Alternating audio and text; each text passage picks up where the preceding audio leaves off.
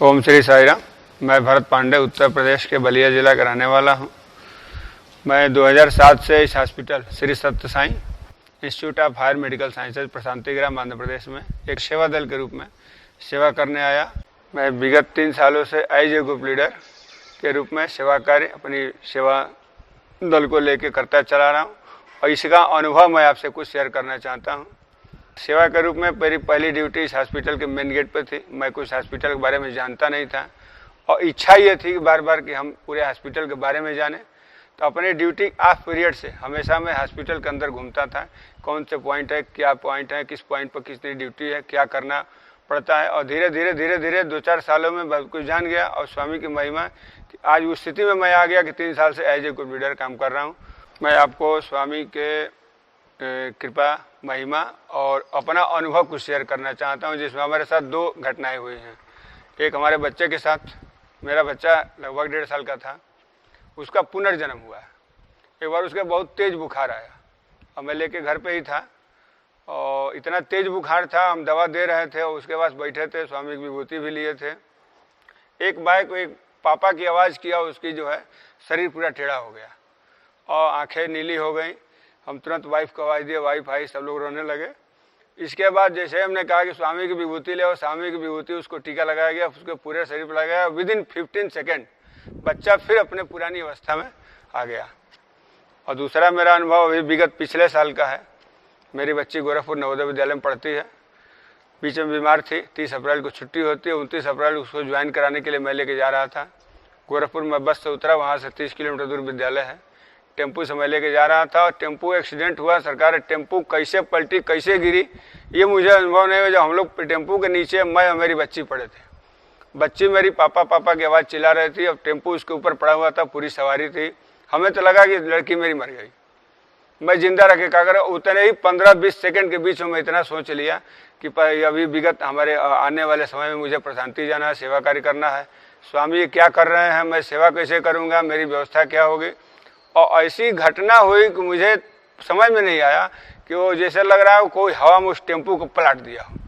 Tempo कहीं अलग फेंका गई। बच्ची मेरी खड़ी होकर मुझे करी, पापा पापा आपको चोट लगी, आपको ब्लड आ रहा है। जिस बच्ची को मैं मृत समझ लिया था, वो बच्ची मेरे सामने खड़े होकर के करी, पापा आपको ब्लड आ रहा है। हमें कुछ अनुभव नहीं था। उसके बाद एक अपरिचित व्यक्ति मोटरसाइकिल लेके आता है, कहा कि सरकार आप खड़े हैं, आपके ब्लड हो रहा है। हम तो देखे तो ब्लड हो रहा था। कहा कि आप बैंडेज कराइए। हमने कहा कि यहाँ कहाँ रोड पे होगा। कहा कि आप मेरे साथ चलिए। हम कहीं चलिए, छोड़ दे। कहा कि कहाँ छोड़े।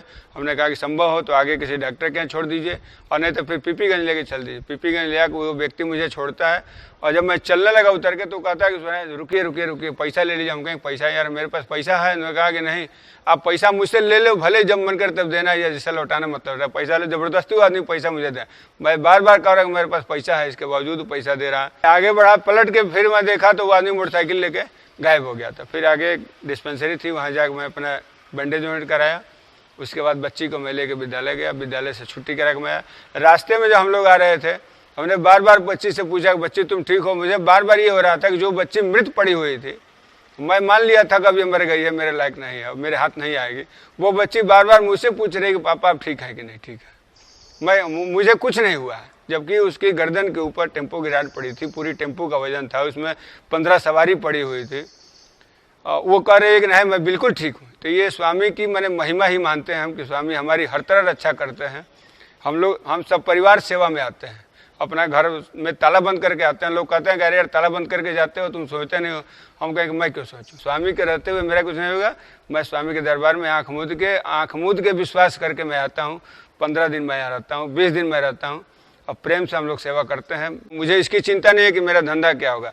जो 350 दिन मैं रह के अपने यहाँ जो धंधा करता हूँ या अपने घर की रखवाली करता हूँ, जो कुछ मैं काम करता हूँ, यदि 15 दिन मैं यहाँ नहीं रहूँगा तो मेरा 350 दिन रहने से ज़्यादा ही वर्क मेरा होगा। इसलिए कि स्वामी मेरा वर्क करेंगे, मैं स्वामी का वर्क कर रहा हूँ, इसलिए स्वामी मेरा वर्क करेंगे। ये पहले का हम लोगों का अनुभव है। और कुछ सेवा की बात हो रही है तो इस हॉस्पिटल की सेवा ये परम सौभाग्य हमारा है। मेरे पूर्व जन्मों का या हमारे पूर्वजों के कुछ जन्मों का पुण्य का फल है कि हम लोग इस महान धरती पर, इस हॉस्पिटल पर, इस प्रशांति पर पैर रख रहे हैं। जब कई जन्मों का पुण्य इकट्ठा होता है तो एक शुभ विचार दिमाग में आता है और हमारे पूर्वजों का या पहले का कुछ पुण्य है जिसके वजह से हम लोग इस धरती पर आ रहे हैं और इतने बड़े प्रदेश में, इतने देश में हम लोग तुच्छ आदमी हैं जो कि प्रशांति मुझे स्वामी बुला रहे हैं, हम आ रहे हैं। वो माया जाल में यदि हम फंस जाते हैं कि मेरा धंधा क्या होगा, मेरी नौकरी क्या होगी, मेरे बच्चे पढ़ रहे हैं ये नुकसान होगा, मेरे घर की रखवाली कौन करेगा, ये सारी चीज़ें बेकार हैं।